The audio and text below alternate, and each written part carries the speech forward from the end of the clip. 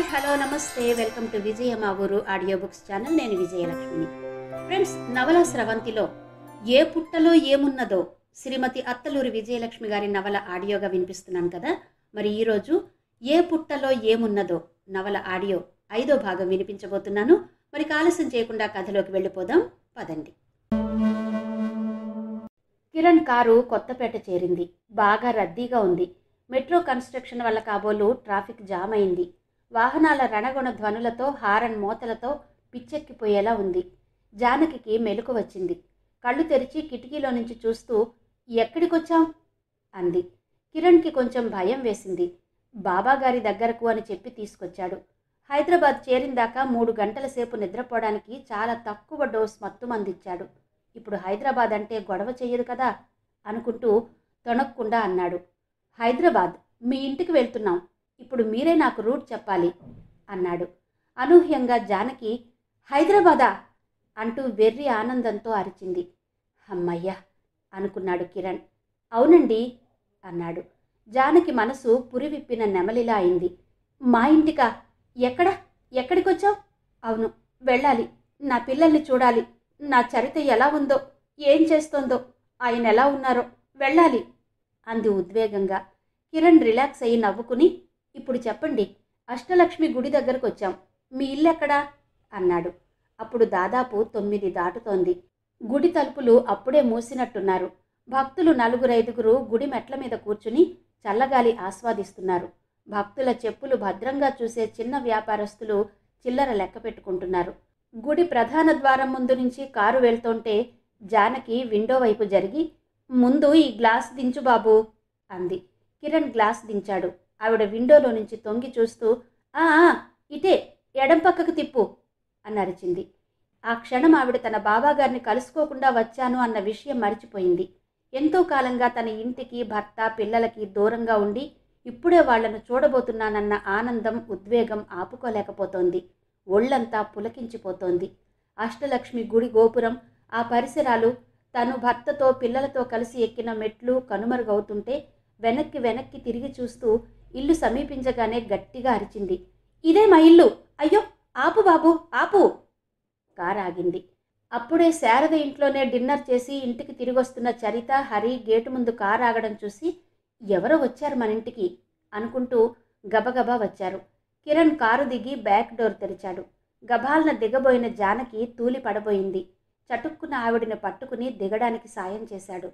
Street light వెలుగులో తల్లిని గుర్తించిన చరిత, హరి ఒకేసారి గట్టిగా అరిచారు. అమ్మా అంటూ పరిగెత్తుకుంటూ వచ్చి ఆవిడ్ని ఏడుస్తూ చుట్టేశారు. జానకి దుఃఖంతో వణికిపోతూ, గొంతులో నుంచి మాట రాక వెక్కి ఏడుస్తూ పిల్లల్ని దగ్గరకు తీసుకుంది. కిరణ్కి కళ్ళు చెమ్మగిల్లాయి. అప్పుడే పిల్లలింకా రాలేదు అనుకుంటూ వీధి గుమ్మంలోకి వచ్చిన లీలమ్మ గేటు ముందు ఆగి ఉన్న కారు, అక్కడ హడావుడి, పిల్లలు ఎవరినో కౌగిలించుకుని ఉండడం, అదంతా చూసి కళ్ళద్దాలు సరిచేసుకుంటూ, ఏవండి, ఇలా రండి త్వరగా అంటూ భర్తని పిలిచింది. ఆ వస్తున్నా అంటూ సోఫాలో నుంచి ఆదినారాయణ లేచి వచ్చేలోగా పిల్లలిద్దరూ చెరోవైపు పట్టుకుని నడిపిస్తూ జానకిని లోపలికి తీసుకొచ్చారు. ఇంట్లో అడుగుపెట్టిన జానకి ఎదురుగా గుమ్మంలో ఉన్న తల్లిని చూసి, అమ్మా అంటూ పిల్లల్ని విడిపించుకుని ఆవిడ గుండెల మీద వాలిపోయి బావురుమంది. నిర్ఘాంతపోయి నిలబడిన లీలమ్మ, అమ్మమ్మ, అమ్మ వచ్చింది అన్న పిల్లల మాటతో స్పృహ వచ్చిన దానిలా, అమ్మా జానకి అంటూ కూతుర్ని గట్టిగా కౌగలించుకుంది. అప్పుడే అటు వచ్చిన ఆదినారాయణ, జానకి అంటూ గట్టిగా అరిచాడు. తన ఆ గదిలో పడుకుని అస్థిమితంగా మంచం మీద దొర్లుతున్న భాస్కర్ జానకి అన్న ఆదినారాయణ కేకకి గభాలన బయటకొచ్చాడు. అక్కడి దృశ్యం చూసి స్తంభించిపోయాడు. పిల్లలిద్దరూ చెరో భుజం మీద వాలిపోయి ఉన్నారు. జానకి ఇద్దరినీ చెరో చేత్తో దగ్గరకు తీసుకుని తల్లి భుజం మీద తలపెట్టుకుని ఏడుస్తోంది. ఆదినారాయణ దుఃఖం దిగమింగుకుంటూ జానకి తల మీద ఓదార్పుగా రాస్తున్నాడు. భాస్కర్ తన కళ్ళని తానే నమ్మలేనట్టు అడుగులో అడుగు వేస్తూ వాళ్ల దగ్గరకొచ్చి ఒక్కో అక్షరం కూడబలుక్కుంటూ జానకి అన్నాడు. నాదస్వరం విన్నట్టుగా జానకి ఒక్కసారిగా అందరినీ వదిలి భాస్కర్ని చూస్తూ, ఏవండి అంటూ గట్టిగా అరిచింది. భాస్కర్ చేష్టలుడిగిపోయిన వాడిలా స్తంభించిపోయాడు. నోటి నుంచి ఒక్క మాట కూడా రాలేదు. జానకి గబుక్కున అతని గుండెల మీద వాలిపోయింది. భాస్కర్ శిలలా నిలబడిపోయాడు. పిల్లలిద్దరూ తల్లి వెనకాలే వెళ్ళి ఆమె మళ్ళీ ఎక్కడికన్నా వెళ్ళిపోతుందేమో అన్నట్టుగా మీద చేతులు వేసి నిలబడుతున్నారు. ఇప్పుడు అలాగే ఆమె భుజాల మీద చేతులు వేసి నిలబడిపోయారు. అదంతా చూస్తూ అయోమయంగా నిలబడిపోయిన అపరిచితుడి కిరణ్ని అప్పుడే చూశారు ఆదినారాయణ. ఇతనేగా తన కూతుర్ని ఇంటికి చేర్చిన దేవుడు అనుకుంటూ, మీరు ప్రశ్నార్థకంగా చూశాడు. కిరణ్ నోటి నుంచి మెల్లగా వచ్చాయి మాటలు. నా పేరు డాక్టర్ కిరణ్. నాకు కొంచెం వాటర్ ఇస్తే ఏం జరిగిందో చెప్తాను అన్నాడు. ఆ మాటలకి స్పృహలోకి వచ్చిన లీలమ్మ తన తప్పు తెలుసుకుని, అయ్యో పాపం ఇతన్ని పట్టించుకోలేదు అనుకుంటూ, రండి అందరం లోపలికి పదండి అని పిల్లలిద్దరినీ పిలుస్తూ లోపలికి నడిచింది. ఆదినారాయణ, రానాయనా కూర్చో అంటూ కిరణ్కి సోఫా చూపించి, లీలా అబ్బాయికి మంచినీళ్ళివ్వు అన్నాడు. ఆవిడ మంచినీళ్లు తేవడానికి లోపలికి వెళ్ళింది. భాస్కర్ జానకి భుజం చుట్టూ చేతులేసి లోపలికి నడిపిస్తూ, వెళ్ళు జానకి, ఫ్రెష్ అయ్యిరా అన్నాడు. వెళ్ళను, నాకు భయం వేస్తోంది, మిమ్మల్ని వదిలి క్షణం కూడా వదలను అంది జానకి మరింతగా అతన్ని అల్లుకుపోతూ. వచ్చేసావుగా, భయం లేదులే, వెళ్ళు ఆమెని నడిపిస్తూ లోపలికి తీసుకొచ్చాడు భాస్కర్. కిరణ్ వాళ్ళందరినీ చూస్తూ, ఇంత మంచి కుటుంబం, ఇంత ప్రేమానురాగాలు, ఇవన్నీ వదిలి ఈవిడ ఎందుకు బయటకొచ్చింది, ఏం కావాలి ఈవిడికి అని ఆశ్చర్యంగా అనుకున్నాడు. లీలమ్మ మంచినీళ్లు తెచ్చి ఇచ్చింది. భాస్కర్ బలవంతం మీద జానకి ఫ్రెష్ అవ్వడానికి బాత్రూం వైపు వెళ్ళింది. పిల్లల్ని దగ్గరకు తీసుకుని అన్నాడు భాస్కర్, మీరు వెళ్ళి పడుకోండి నాన్న, అమ్మ వచ్చిందిగా, ఇక ఎక్కడికి వెళ్ళదు, ఇప్పుడు అమ్మ కూడా విశ్రాంతి తీసుకుంటుంది, వెళ్ళండి అన్నాడు. పిల్లలిద్దరూ అయిష్టంగానే వాళ్ళ గదిలోకి వెళ్ళిపోయారు. భాస్కర్ కిరణ్ పక్కకి వచ్చి కూర్చుని, నా పేరు భాస్కర్ అన్నాడు అతనికి షేక్ హ్యాండ్ ఇచ్చి. కిరణ్ జరిగిందంతా చెప్పసాగాడు. అంతా విన్న భాస్కర్ నిశ్చేష్టుడయ్యాడు. బాబా కోసం నిజామాబాద్ వెళ్ళిందా? జానకి పెళ్ళి అయ్యి తన వేలు పట్టుకుని వచ్చిన దగ్గర నుండి తను లేకుండా ఎక్కడికి వెళ్ళని జానకి ఒక్కతే నిజామాబాద్ వరకు వెళ్ళిందా? ఎవరు జానకిని అక్కడికి తీసుకెళ్లిన స్త్రీ? ఆదినారాయణ, లీలమ్మ కూడా అతను చెప్పింది విని విస్తుపోయారు. జానకిని బాబా దగ్గరకు వెళ్ళడానికి ప్రేరేపించిన విషయమేంటి? చరిత విషయంలో అంత భయపడడానికి కారణమేంటి? చరిత కొంపతీసి ఏదన్నా ప్రేమ వ్యవహారంలో పడిందా? ఆ విషయం తెలిసి జానకి కంగారు పడిందా? కంగారు పడితే పడొచ్చుగాక, ఆ విషయం భర్తకి చెప్పొచ్చు, తనకి ఫోన్ చేసి చెప్పొచ్చు. ఇంకా ఏమన్నా చెప్పిందా బాబు మా అమ్మాయి అని అడిగాడు ఆదినారాయణ. ఆవిడ చెప్పింది మీకు చెప్పాను, కాకపోతే ఆవిడ మాటల వల్ల నాకు తెలిసిందేంటంటే, సమాజంలో ఆడపిల్లల పట్ల జరుగుతున్న అరాచకాలు, అత్యాచారాలు ఇవన్నీ చూసి వార్తల్లో విని ఆవిడ మానసికంగా చాలా ఆందోళనకి గురవుతున్నారు. కాకపోతే ఆవిడ మాటల వల్ల నాకు తెలిసిందేంటంటే, సమాజంలో ఆడపిల్లల పట్ల జరుగుతున్న అరాచకాలు, అత్యాచారాలు ఇవన్నీ వార్తల్లో చూసి ఆవిడ మానసికంగా చాలా ఆందోళనకి గురవుతున్నారు. ఇలాంటి కేసు నా దగ్గరికి 2 ఏళ్ల క్రితం వచ్చింది. ఆవిడ కూడా ఇలాగే భయపడి కూతుర్ని ఎక్కడికి పంపించకుండా, చదువు కూడా లేకుండా ఇంట్లో ఒక విధంగా నిర్బంధించింది. ఆ అమ్మాయిని టార్చర్ పెట్టింది. భర్త, కూతురు ఎంతగా నచ్చ చెప్పినా వినేది కాదు. వాళ్ళిక విసిగిపోయి ఆవిడని నా దగ్గరకు తీసుకొచ్చారు. ఇప్పుడు ఆవిడ కొంచెం మానసికంగా నిలదొక్కుంది. మీకు అభ్యంతరం లేకపోతే జానకి గారికి నేను ట్రీట్మెంట్ ఇస్తాను, ఆవిడ తప్పకుండా కోలుకుంటారు. కొంతమంది అయితే ఇవే ఆలోచనలతో ట్రాన్స్లో ఉన్నట్టే ఉంటారు. ఈవిడ బెటర్. ఇప్పటి వరకు బాబాగారిని కలుసుకుంటే గానీ ఇంటికి వెళ్ళను అన్న మనిషి మీ లొకేషన్కి రాగానే పిల్లలు అంటూ బాబా ధ్యాస నుంచి బయటపడ్డారు. అతని మాటలు వింటుంటే భాస్కర్కి ఇటీవల కొంతకాలంగా జానకి ప్రవర్తనలో వచ్చిన మార్పులు, చరిత పట్ల ఆవిడ ప్రవర్తించిన విధానం కళ్ళ ముందు కదిలింది. ఇదన్నమాట జానకి జబ్బు అనుకున్నాడు. గబుక్కున కిరణ్ చేతులు పట్టుకుని, మీ రుణం ఉంచుకోను డాక్టర్, జానకిని మామూలు మనిషిని చెయ్యండి అన్నాడు. కిరణ్ నవ్వి, నా వృత్తే కదండి, నాకేం కష్టం లేదు, డోంట్ వర్రీ, మీరు చాలా లక్కీ, ఆవిడ సేఫ్గా ఇంటికొచ్చారు. ఈ బాబాలు, స్వామీజీలు దగ్గరకు వెళ్ళిన స్త్రీలు ఏ వయస్సు వాళ్ళైనా వాళ్ల శిబిరాల నుంచి బయటపడడం అసాధ్యం. రకరకాలుగా వాళ్ళని వాడుకుంటూ దొంగ బాబాలు, స్వామీజీలు చేస్తున్న దారుణాలు అనేకం. ఎంతమంది వెధవలు పట్టుబడినా ఇంకా పుట్టగొడుగుల్లా పుట్టుకొస్తున్నారు ఈ బాబాలు అన్నాడు.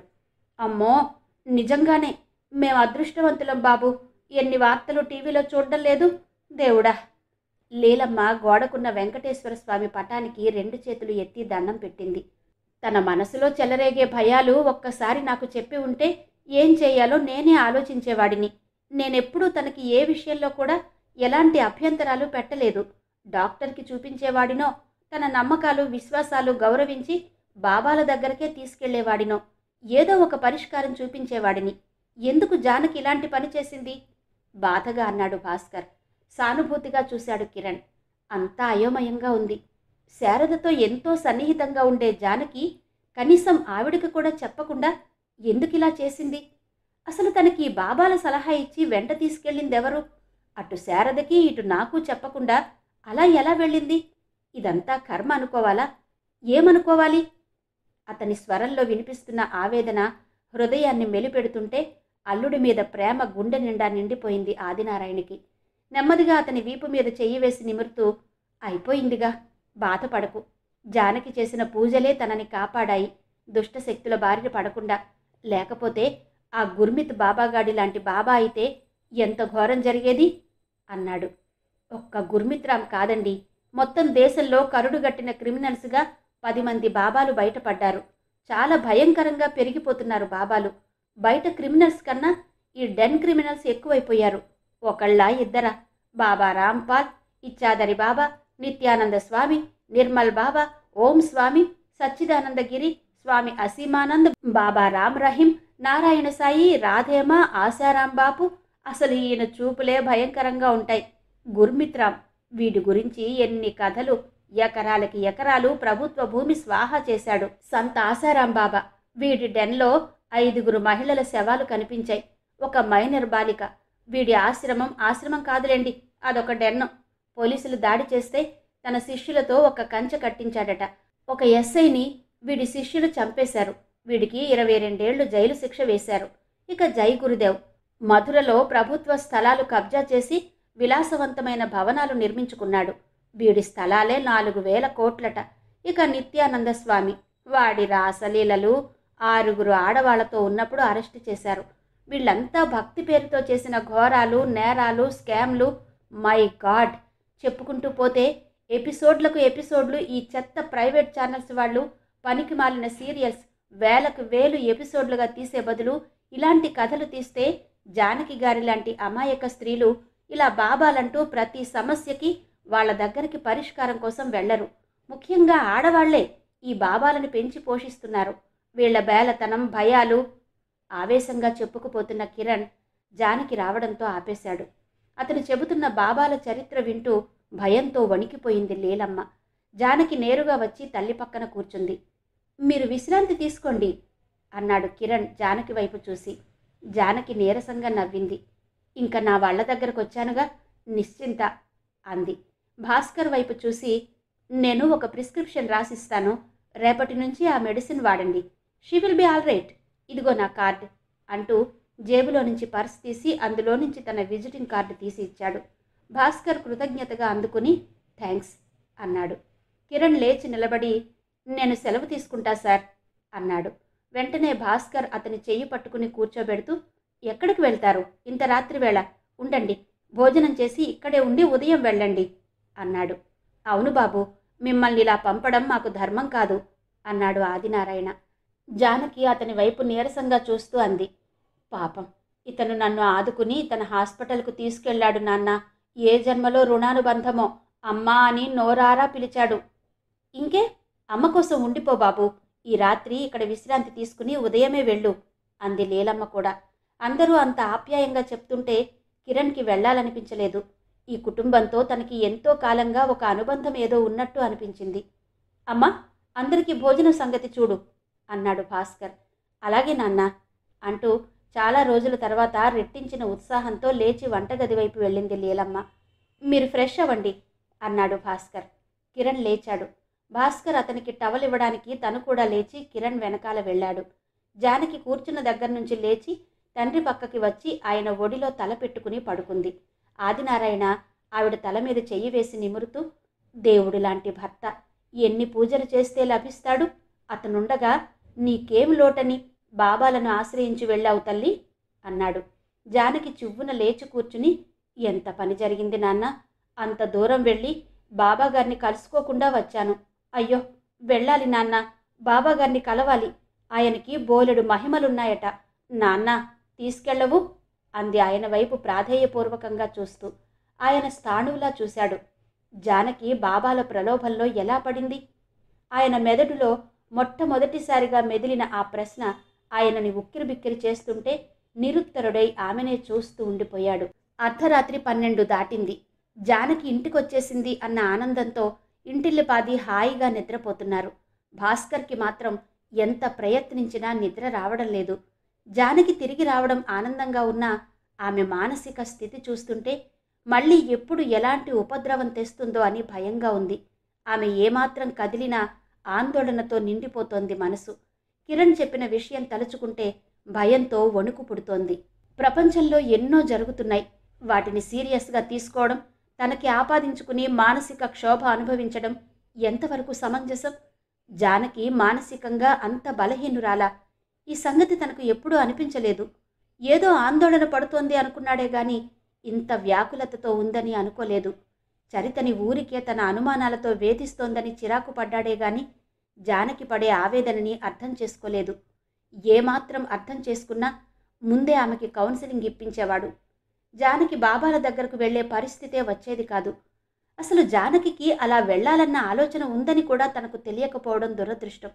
అదృష్టం బాగుండి కిరణ్ లాంటి మంచి వ్యక్తి దృష్టిలో పడింది.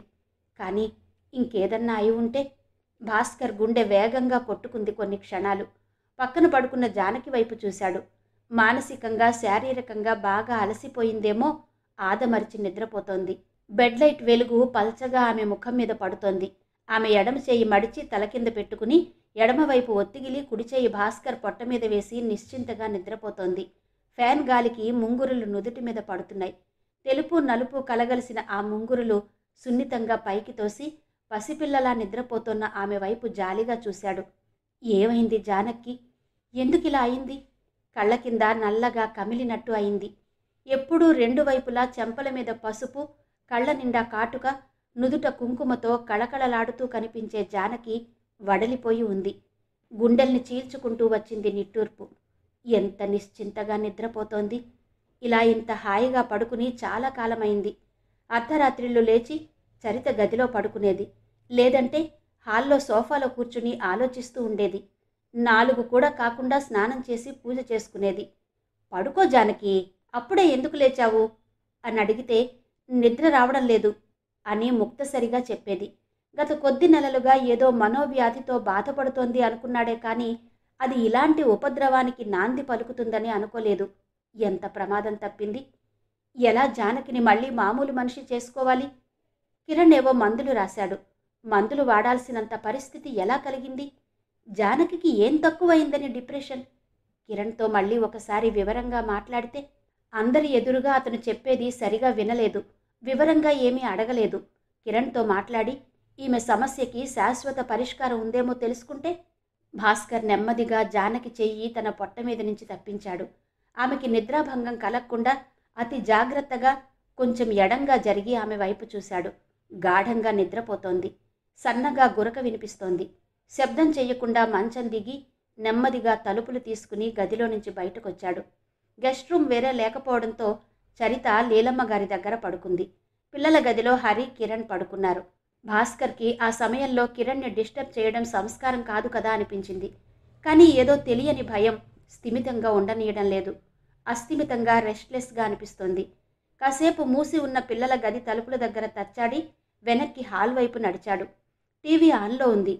ఎవరు చూస్తున్నారు? ఆశ్చర్యంగా ముందుకు నడిచాడు. సోఫాలో కిరణ్. భాస్కర్ని చూడగానే గబుక్కున లేచి, సారీ, నిద్ర పట్టడం లేదు, కొత్త ప్లేస్ కదా అందుకే అంటూ ఇబ్బందిగా చూశాడు. భాస్కర్ తేలిగ్గా నవ్వాడు.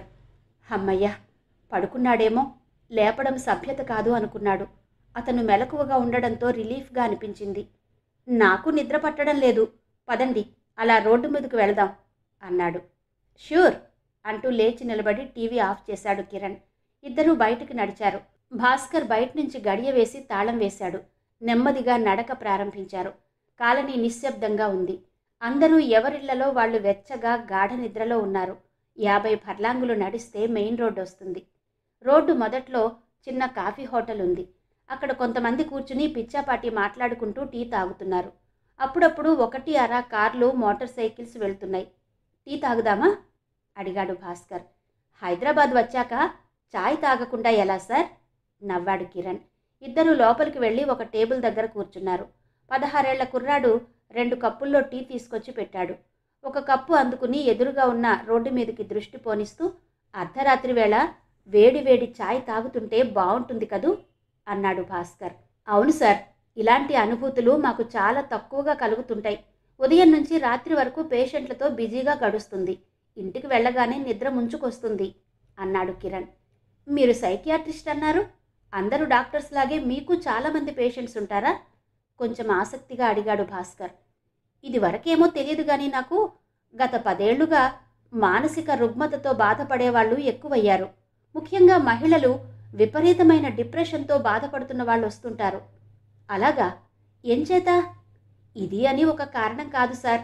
చాలామంది భర్తలతో బాధలు పడేవాళ్ళు, పిల్లల మీద బెంగ పెట్టుకునేవాళ్ళు, జీవితంలో సుఖం లేనివాళ్ళు, కొంతమంది కాలేజీ స్టూడెంట్స్ విపరీతమైన స్ట్రెస్తో డిప్రెషన్లోకి వెళ్ళిపోతుంటారు. మీకో సంగతి తెలుసా? ఇలాంటి వాళ్లే బాబాలను, జ్యోతిష్కులను ఎక్కువగా నమ్ముతుంటారు. ఏ జబ్బైనా వెంటనే తగ్గదు కదా, మందులు వాడుతూ ఉండాలి, మెడిటేషన్ లాంటివి చెయ్యాలి. కానీ వాళ్ళకి మంత్రం వేసినట్టు మాయమవ్వాలి. అలా అవ్వకపోతే డాక్టర్స్ మీద నమ్మకం ఉండదు. బాబాలను నమ్ముతారు. వీళ్ల బలహీనతల్ని కనిపెట్టి బాబాలు మోసాలు చేస్తుంటారు. భాస్కర్ గుండె దడదడలాడింది. మౌనంగా టీ తాగుతూ చుట్టూ పరికించి చూశాడు. అక్కడ ఉన్న మిగతా వాళ్ళు కొంచెం గట్టిగానే రాజకీయాలు మాట్లాడుకుంటున్నారు. వీళ్ళిద్దరి వైపు ఓ చూపు విసిరి మళ్ళీ వాళ్ల చర్చల్లో మునిగిపోయారు. కిరణ్, నా భార్య సమస్య ఏంటి? ఆవిడ డిప్రెషన్లోకి వెళ్ళడానికి కారణమేంటి అడిగాడు భాస్కర్. కిరణ్ టీ కొంచెం కొంచెం సిప్ చేస్తూ నెమ్మదిగా అన్నాడు. సార్, ఆవిడ మాత్రమే కాదు, నా దగ్గరికి మీ భార్య వంటి వారి కేసులు ఇటీవల చాలా వస్తున్నాయి.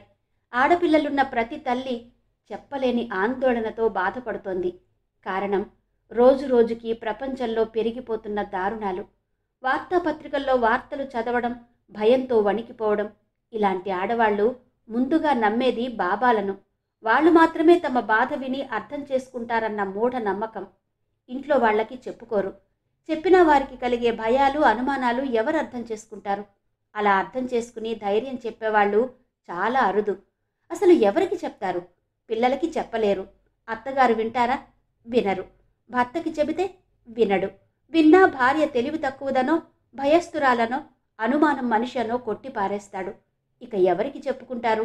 వీళ్ల బలహీనతలు కనిపెట్టి మేము స్వాములం, బాబాలం, మాకు మాయలు మంత్రాలు తెలుసు అంటూ ఇదిగో ఈ పూజ చేస్తే మీ సమస్య తీరుతుంది అని, లేదా ఈ తాయెత్తు కట్టుకుంటే మీ అమ్మాయికి ఏమీ కాదనో చెప్పి వీళ్ల దగ్గర డబ్బులు దోచుకోవడం చేస్తున్నారు. మన దురదృష్టం ఏంటంటే కొందరు విఐపి బాబాలుంటారు. వాళ్ళని ప్రభుత్వమే పెంచి పోషిస్తోంది. వాళ్ళకి ఆశ్రమాలు పెట్టుకోమని వేలకి వేల ఎకరాలిస్తుంది. వాళ్ళు చేసే అక్రమాలకు, అరాచకాలకు కాపు కాస్తుంది. వాళ్లను రక్షిస్తుంది. సామాన్యులు ఎవరైనా వాళ్ళ నిజస్వరూపాన్ని బట్టబయలు చేస్తే అలా చేసిన వాళ్ళని అరెస్టు చేస్తుంది. ఇదండి మన సమాజం. ఎంతమంది నిజస్వరూపాలు బయటపడినా నమ్మేవాళ్లు నమ్మకం మానడం లేదు. అన్నిటికన్నా విచారకరమైన విషయం, ఇటీవల దృశ్య మాధ్యమాల్లో వాళ్ళు ప్రకటనలు, ప్రచారాలు కూడా ఉధృతమవుతున్నాయి. మీ పేరుకి, మీ నక్షత్రానికి ఈ రాయి, ఈ రప్ప చాలా మంచిది, పచ్చలు వేసుకోండి, రత్నాలు వేసుకోండి, కెంపులు, ఇలా అనేక రకాల వ్యాపారవేత్తలు కూడా మానవ బలహీనతల్ని క్యాష్ చేసుకుంటూ వ్యాపారాల్ని అభివృద్ధి చేసుకుంటున్నారు.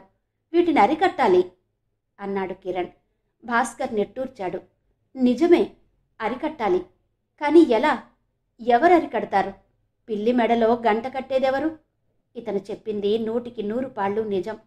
జానకి లాంటి అమాయకులు నమ్మినంతకాలం దొంగ బాబాలు పుట్టగొడుగుల్లా పుట్టుకొస్తూ ఉంటారు.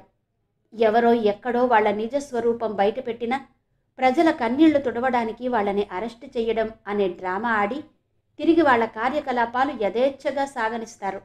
హండాదండా ఉంటే మోసాలు చేయడానికి భయమెందుకు? నా వైఫ్కి ఏదన్నా ట్రీట్మెంట్ అవసరమా? కౌన్సిలింగ్ ఇస్తారా అడిగాడు భాస్కర్. రాత్రి నేనిచ్చిన ప్రిస్క్రిప్షన్ ప్రకారం 1 నెల రోజులు ఆ మందులు వాడండి. ఆవిడ మందులు వాడుతున్నంతకాలం ఎక్కువసేపు నిద్రపోతారు. కంగారు పడకండి. ఆవిడని మీరు కానీ మీ వాళ్ళు కానీ ఎవరైనా సరే కనిపెడుతూ ఉండాలి. లేకపోతే ఆవిడ మళ్ళీ వెళ్ళిపోయే ప్రమాదం ఉంది అన్నాడు కిరణ్. ఆ మాటలతో ఉలిక్కిపడ్డాడు భాస్కర్. తను అనుకునేది నిజం. జానకిని కనిపెట్టి ఉండాలి. ప్రస్తుతం ఆవిడ మానసిక స్థితి సరిగా లేదు. తనకేం కావాలో స్పష్టమైన అవగాహన లేదు. ఎప్పటినుంచి మొదలు పెట్టమంటారు మందులు అడిగాడు భాస్కర్. రేపే స్టార్ట్ చేయండి సార్. రేపే స్టార్ట్ చేయాలి. జానకి మతి తప్పి ప్రవర్తిస్తోంది. అందుకు ఆమెను మత్తులో ఉంచాలి. భాస్కర్కి దుఃఖం తన్నుకొచ్చింది. భాస్కర్ పరిస్థితికి జాలేసింది కిరణ్కి. ఎంత మంచివాడు! ఇంత మంచి భర్త, మంచి కుటుంబం ఉన్న జానకి గారి లాంటి వాళ్ళు ఇలాంటి దౌర్భాగ్య స్థితికి రావడానికి కారణమెవరు? రోజురోజుకి ఈ సమాజంలో పెరిగిపోతున్న అనిశ్చితి, అభద్రత, 3 ఏళ్ల పిల్ల దగ్గర నుంచి ఆడపిల్ల కనిపిస్తే చాలు పశువుల్లా మీద పడిపోతున్నారు. జీవితం అంటే కామం అనే నిర్ణయానికొచ్చారు. కామానికి ఉచ్చం, నీచం, వయస్సు, వావి తారతమ్యాలు లేవు. నీతి, నియమం, ధర్మం, సిగ్గు ఏవీ లేవు. మనిషికి పశువుకి తేడా లేకుండా పోతోంది. పదండి వెళ్దాం. మళ్ళీ మీరు ఉదయాన్నే వెళ్ళాలేమో కదా, బాగా లేట్ అయింది అంటూ లేచాడు భాస్కర్. కిరణ్ కూడా లేచి అతన్ని అనుసరించాడు. లీలమ్మ త్వరగా లేచి పిల్లల్ని కాలేజీకి పంపించింది. భాస్కర్ ఆఫీస్కి వెళ్ళలేదు. జానకి లేచాక పరిస్థితి ఎలా ఉంటుందో అనే భయంతో న్యూస్ పేపర్ చదువుకుంటూ ఇంట్లోనే ఉండిపోయాడు. ఆదినారాయణ స్నానం చేసి గుడికి వెళ్ళాడు. జానకి వచ్చిందన్న విషయం తెలిసి శారద ఆత్రంగా వచ్చింది. ఏది పిన్నిగారు, జానకి లేచిందా అడిగింది వస్తూనే అటూ ఇటూ తొంగి చూస్తూ. పడుకుందమ్మా, ఇంకా లేవలేదు అంది లీలమ్మ. ఎక్కడికి వెళ్ళిందట అడిగింది శారద. అప్పుడే స్నానం చేసి వచ్చిన కిరణ్ వైపు చూస్తూ, ఇడుగో ఈ అబ్బాయి తీసుకొచ్చాడు అంది లీలమ్మ. శారద అతని వైపు ఆశ్చర్యంగా చూసింది. ఆవిడ చూపులు ఇబ్బందిగా ఎదుర్కొంటూ అటూ ఇటూ తచ్చాడి భాస్కర్ పక్కకి వెళ్ళి కూర్చున్నాడు. శారద భాస్కర్ దగ్గరకు వచ్చి ఎక్కడికి వెళ్ళింది అని అడిగింది. భాస్కర్ ఒకసారి శారద వైపు, కిరణ్ వైపు చూసి జరిగిన విషయం క్లుప్తంగా చెప్పాడు. అంతా విని శారద నోరెళ్లబెట్టి కూర్చుండిపోయింది. మీరొక సాయం చెయ్యాలి అన్నాడు భాస్కర్. చెప్పండి అంది శారద. జానకిని ఇక్కడి నుంచి ముందొక బాబా దగ్గరకు తీసుకువెళ్లిన ఫ్రెండ్ ఎవరో తెలుసుకోవాలి అన్నాడు. శారద ఆలోచిస్తూ అంది. నిన్నగాక మొన్న మన కాలనీలోనే వెనక వీధిలో ఉండే ఉమాదేవిని అరెస్టు చేశారు పోలీసులు. ఎందుకు అని నేను ఆరా తీస్తే తెలిసింది. ఆవిడకి ఒక స్మగ్లింగ్ ముఠాతో సంబంధాలున్నాయట. వాళ్లతో చేతులు కలిపి ఏవేవో వెధవ పనులు చాలా చేసిందట. ఆ ముఠా నాయకుడు ఒక దొంగ బాబా. ఆయన్ని కూడా అరెస్టు చేశారు. మీరు చూడలేదా ఆ న్యూస్ అడిగింది ఆశ్చర్యంగా. భాస్కర్ కిరణ్ వైపు చూశాడు. కిరణ్ ప్రశ్నార్థకంగా శారద వైపు చూశాడు. భాస్కర్కి గుర్తొచ్చింది. మొన్న రాత్రేగా ఒక బాబా లీలలు బయటపడ్డాయని వార్తలు చూపిస్తూ కొందరిని చాలా అసహ్యంగా ఇంటర్వ్యూ చేశారు కొన్ని ఛానల్ వాళ్ళు. అంటే జానకి ఆయన దగ్గరకు వెళ్ళిందా? ఉమాదేవి జానకిని అక్కడకు తీసుకువెళ్ళి ఉంటుందా అడిగాడు భాస్కర్. ఖచ్చితంగా అంది శారద. మరి జానకి అక్కడి నుంచి ఎలా బయటపడింది బుర్రగోక్కున్నాడు భాస్కర్. ఎంత ఆలోచించినా అతనికి అర్థం కాలేదు. రాత్రి జానకి కలగా పులకంగా ఏదో చెప్పింది. కానీ అప్పటి కండిషన్లో తనేమీ వినలేదు. జానకిని క్షేమంగా చూస్తున్నానన్న ఆనందం తప్ప ఇంక వేరే ఆలోచన, ధ్యాస లేకుండా పోయింది. అప్పుడే జానకి నిద్రలేచి హాల్లోకి వచ్చింది. అమ్మా, నాన్న అని పిలుస్తూ వంటగది వైపు వెళుతున్న జానకి అనే శారద పిలుపు విని శారద వైపు చూసి, శారద నువ్వా అంటూ గబగబా శారద దగ్గరకు వచ్చింది. ఎలా ఉన్నావు జానకి? ఎక్కడికి వెళ్ళావు అంది శారద జానకి చేయి పట్టుకుని. నేనెక్కడికి వెళ్ళాను? ఎక్కడికి వెళ్ళలేదు. ఏదో దారి తప్పి 2 రోజులు అటు ఇటు తిరిగాను అంతే తేలిగ్గా అంటున్న జానకి వైపు తెల్లబోయి చూసింది శారద. సుధాకర్, అవంతి ఐస్ క్రీం పార్లర్లో కూర్చున్నారు. అవంతి తల వంచుకుని స్పూన్తో ఐస్ క్రీం మెల్లగా తింటోంది. సుధాకర్ ఆ పిల్లనే గమనిస్తూ కూర్చున్నాడు. అతని మస్తిష్కం నిండా అవంతిని గురించిన ఆలోచనలు ముసురుకొని ఉన్నాయి. మనసులో విపరీతమైన ఆందోళన నిండిపోయి ఉంది. ఎందుకిలా బిహేవ్ చేస్తోంది అవంతి? ఎందుకు రాను రాను తల్లిని ఓ శత్రువులా చూస్తోంది? ఎవరి తప్పు? జాహ్నవిదా? అవంతిదా? జాహ్నవి కూడా మరీ రాక్షసంగా ప్రవర్తిస్తోంది. కొంచెం కూడా సున్నితత్వం లేదు. పోనీ తనతో ఎలా ఉన్నా ఇప్పుడొచ్చిన నష్టమేమీ లేదు. కానీ ఆడపిల్ల అవంతితో అంత హార్ష్గా ప్రవర్తించడం దేనికి? అందుకే అవంతి ఇలా రెక్లెస్గా తయారైందా? అవంతిని ఎవరు ప్రభావితం చేస్తున్నారు? తన క్లాస్మేట్స్ ఎవరన్నా అవంతి మనసు పాడు చేస్తున్నారా? ఒక్కసారన్నా జాహ్నవి అవంతి కాలేజీకి వెళ్ళి తన ఫ్రెండ్స్ ఎలాంటి వాళ్ళున్నారు, కాలేజీలో ఎలా ప్రవర్తిస్తోంది, ఎలా చదువుతోంది, తన బిహేవియర్ ఎలా ఉంటోంది అని తెలుసుకోదు. ఎంతసేపు తన గొడవే కానీ జాహ్నవికి పిల్లల మీద శ్రద్ధ ఎలా చూపించాలో తెలియదు. వాళ్ళు తన అభీష్టానికి వ్యతిరేకంగా ప్రవర్తిస్తే తిట్టడం, విసుక్కోవడం, కసురుకోవడం తెలుసు. దగ్గర కూర్చోబెట్టుకుని వాళ్ళకేం కావాలో బుజ్జగించి తెలుసుకుని తదనుగుణంగా వ్యవహరించడం అస్సలు తెలియదు. పిల్లల సైకాలజీని తెలుసుకుని ప్రవర్తించాలి. ఆ విషయం జాహ్నవికి ఎందుకు అర్థం కాదు అనుకుంటూ సన్నగా నిట్టూర్చాడు సుధాకర్. అవంతి ఐస్ క్రీం తినడం పూర్తయింది. ఇంకా తింటావా అడిగాడు సుధాకర్. తల ఊపింది తింటా అన్నట్టు. బేరర్ని పిలిచి ఇంకో ఐస్ క్రీం ఆర్డర్ చేశాడు. ఈలోగా మాటలు కలుపుతూ అవంతి పిలిచాడు. అవంతి అతని మొహంలోకి చూసింది. నీకేమైంది అడిగాడు. అవంతి కాసేపేం మాట్లాడలేదు. తల తిప్పుకుని ఎటో చూడసాగింది. చెప్పమ్మా. చెప్పు తల్లి. చదువు నిర్లక్ష్యం చేస్తున్నావు. కాలేజీకి వెళ్ళడం లేదు. ఏదో అనవసర విషయాలు ఆలోచిస్తావు. అమ్మతో గొడవ పడుతుంటావు. నీకేం కావాలి చెప్పు తల్లి. ఎందుకిలా చేస్తున్నావు? నచ్చ చెబుతున్నట్టుగా అడిగాడు. నేనమ్మతో ఊరికే గొడవ పడుతున్నానా? అమ్మ ఎంత టార్చర్ పెడుతోందో తెలుసా? కళ్ళలో గిర్రున నీళ్లు తిరుగుతుంటే అంది అవంతి. అయ్యయ్యో, నేనేం అనలేదురా నిన్ను. ఏడవకు. ఊరికే అడిగాను. ఎందుకు తిడుతుంది అమ్మ నిన్ను? నువ్వేం చేశావు?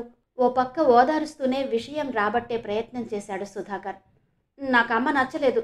ఎప్పుడూ చరిత వాళ్ళ అమ్మని తిడుతుంటుంది. ఆంటీ చాలా మంచిది. చరితను ఎప్పుడూ ఏమీ అనదు. అమ్మ నన్ను ప్రతిదానికి తిడుతూ ఉంటుంది. నాకు అసలు ఇంట్లో ఉండడం ఇష్టం లేదు. చెంపల మీద జారిన కన్నీళ్లు చున్నీతో తుడుచుకుంది అవంతి. సుధాకర్ తుళ్ళిపడ్డాడు. కంగారుగా అన్నాడు. తప్పవంతి, అలా అనకూడదు. ఇల్లన్నాక ఇలాంటి గొడవలు అందరికీ ఉంటాయి. అంత మాత్రాన ఇంట్లో ఉండడం ఇష్టం లేదు అనొచ్చా? అవును డాడీ, నాకు అసలు ఇంట్లో ఉండడమే ఇష్టం లేదు. అమ్మ ఎప్పుడూ ఎవరో ఒకళ్ళని తిడుతూ ఉంటుంది. అసలు ప్రశాంతంగా ఉండనివ్వదు. ఎందుకసలు ఆవిడట్లా అందరినీ తిడుతూ ఉంటుంది? అమ్మకేదో మెంటల్ ప్రాబ్లం ఉంది. బాబాగారి దగ్గరకు తీసుకెళ్ళొచ్చుగా సీరియస్గా అంది అవంతి. సుధాకర్ మ్రాన్పడిపోయాడు.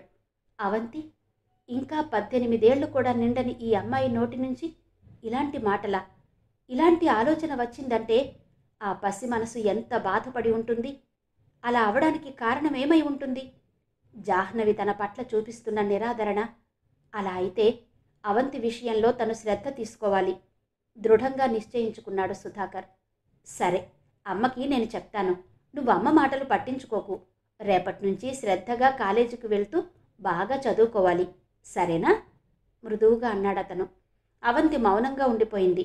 సుధాకర్ అనుమానంగా చూస్తూ అన్నాడు. సరేనా? అవంతి నెమ్మదిగా అంది. చరిత వాళ్ళ అమ్మగారిలాగా అవ్వాలి అమ్మ అంది. అలాగే నవ్వాడు సుధాకర్. ఇంతలో ఐస్ క్రీం రావడంతో అవంతి తినడంలో మునిగిపోయింది. చరిత ఎవరో సుధాకర్కి తెలీదు. వాళ్ళ అమ్మ కూడా తెలీదు.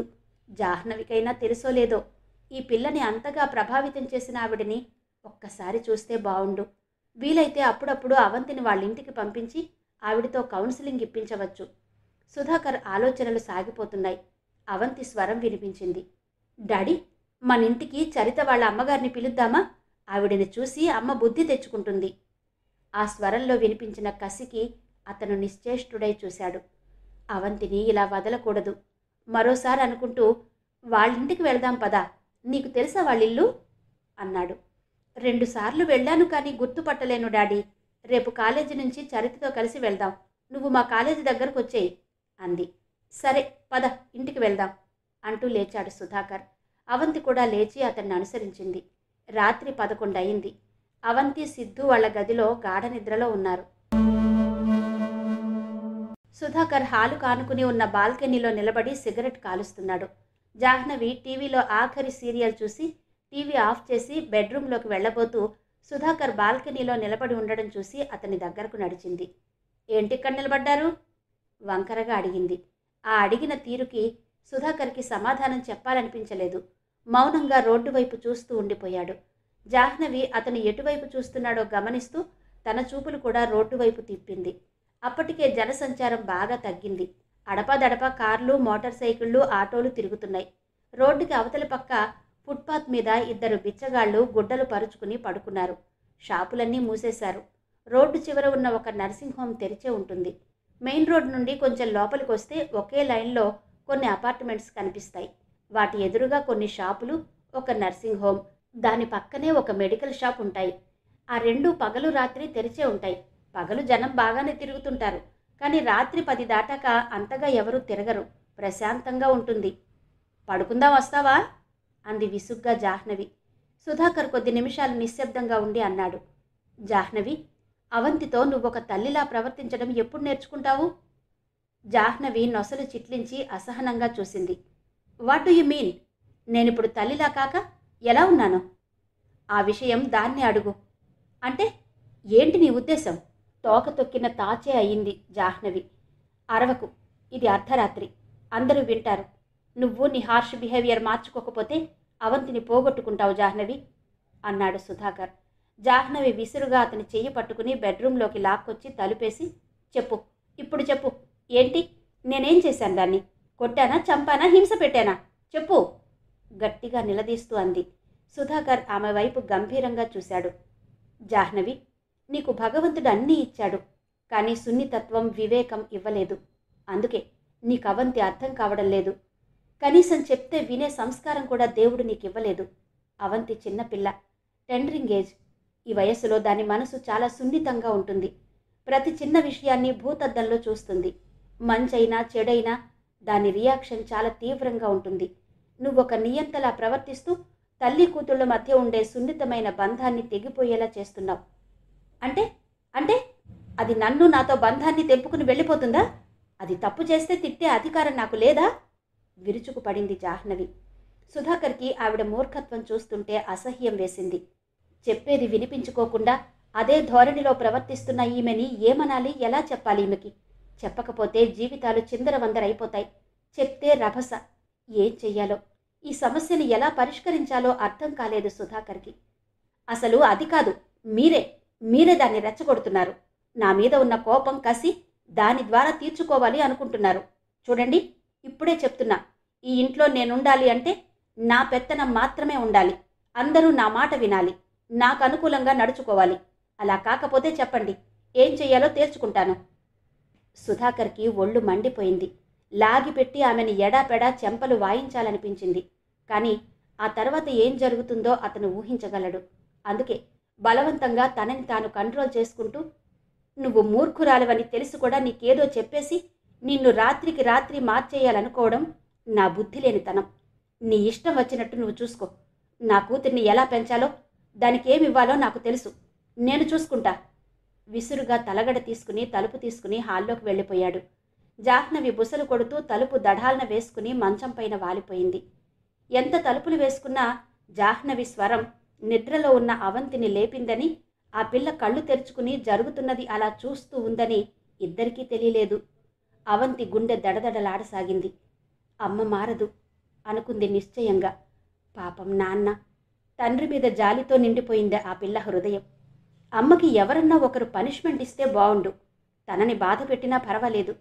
కానీ ఎప్పుడూ నాన్నని పురుగులా తీసేస్తూ నానా మాటలు అంటూ ఆయన బాధపడుతుంటే కనీసం సారీ అయినా చెప్పదే. అసలు అమ్మ మనసు అంత కఠినంగా ఎలా ఉంది? అమ్మ కొంచెం తగ్గి ఉండడం అంటూ జరిగితే అది వీడితోటే. అంత జరుగుతున్నా ఏమి పట్టనట్టు హాయిగా నిద్రపోతున్న సిద్ధి వైపు చూసింది. అమ్మ వీడు ఒకటి, నాన్న తను ఒకటి. అసలు నాన్న తను వేరే ఫ్లాట్ తీసుకుని వెళ్ళిపోతే ఎలా ఉంటుంది? హాయిగా ఉంటుంది. అవును, నాన్నని అడగాలి. రేపే ఇద్దరం కలిసి ఒక ఫ్లాట్ రెంట్కు దొరుకుతుందేమో వెతకాలి. అసలు నాన్న ఈ అమ్మని వదిలేసి వేరే పెళ్లి చేసుకుంటే బావుండు. అవంతి ఆలోచనలు పరిపరి విధాల సాగిపోతున్నాయి. వెళ్ళిపోవాలి. అమ్మకి తను వెళ్ళిపోతే ఎలా ఉంటుందో? ఎలా ఉంటుంది? చాలా హాయిగా ఉంటుంది. ఉండకూడదు, అమ్మ హాయిగా ఉండకూడదు. బాధపడాలి. అమ్మ బాధపడాలంటే ఎలా? ఏం చేస్తే అమ్మ బాధపడుతుంది? నువ్వు మాకు అక్కర్లేదు అని చెబితే బాధపడుతుందేమో. అమ్మని నలుగురి ముందు అవమానిస్తే బాధపడుతుందేమో. అంత ధైర్యం ఎవరికుంది? ఇవన్నీ కాదు, తను ఒక్కతే అమ్మకి కనిపించకుండా వెళ్ళిపోవాలి. అవును, తనే కొన్ని రోజులు అమ్మకి కనిపించకుండా వెళ్ళిపోవాలి. ఎలా? ఎక్కడికి వెళ్ళాలి? అవంతి అలా ఆలోచిస్తూ ఎప్పటికో కళ్ళు మూసుకుంది. ఏ పుట్టలో ఏమున్నదో శ్రీమతి అత్తలూరి విజయలక్ష్మి గారి నవల ఆడియో 5వ భాగం విన్నారు కదా. మిగిలిన కథ తర్వాతి భాగాల్లో వినిపిస్తాను. అంతవరకు సెలవు. నమస్తే.